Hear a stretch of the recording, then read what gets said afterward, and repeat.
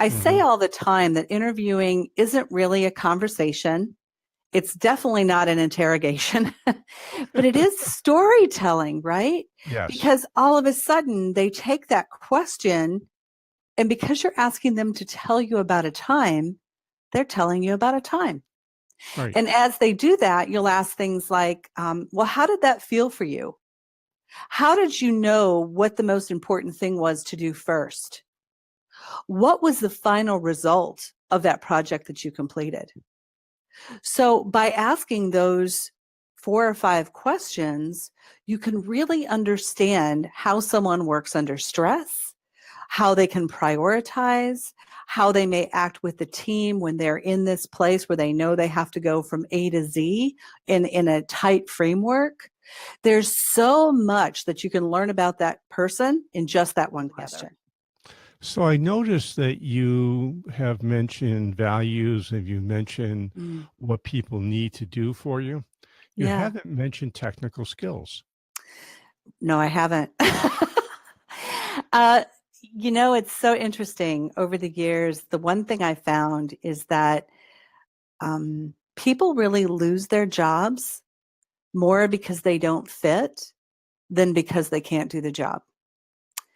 And it's kind of crazy. I think when it comes to the technical skill side, everyone is so honed in on looking at that piece. And I'm not saying that piece isn't important, but I am saying that there's a lot of pieces to this hiring puzzle. Go And ahead.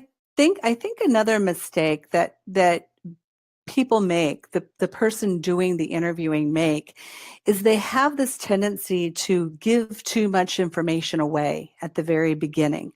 Ah, So then as the applicant is going through and answering the questions, it's just human nature, right? I'm not pointing a finger at any specific applicant, but it's just human nature for us we want to get the job. We're there to get the job. So now in some ways, we're answering that question the way we think they would want to hear it, because now we've received way too much information.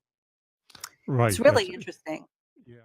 Looking at people that maybe don't fit anymore is one of the most challenging things to do, regardless if maybe we could find another position for them or we need to let them go. But every healthy business goes through that. Every healthy business needs to sit back and consistently look at their team. Around. Yeah, my process has really sort of taken years to create, right? Because I was a corporate human resource director for 23 years. And everything in life is all about shifting and changing and tweaking and making it better and better. So over the years, I've realized that probably the most important part of hiring is for the person doing the hiring to be really, really crystal clear on what it is that they're looking for. I think so often where things kind of fall apart is we think, oh, okay, well, I need an assistant to come on board to help me, right? But is that really what you need?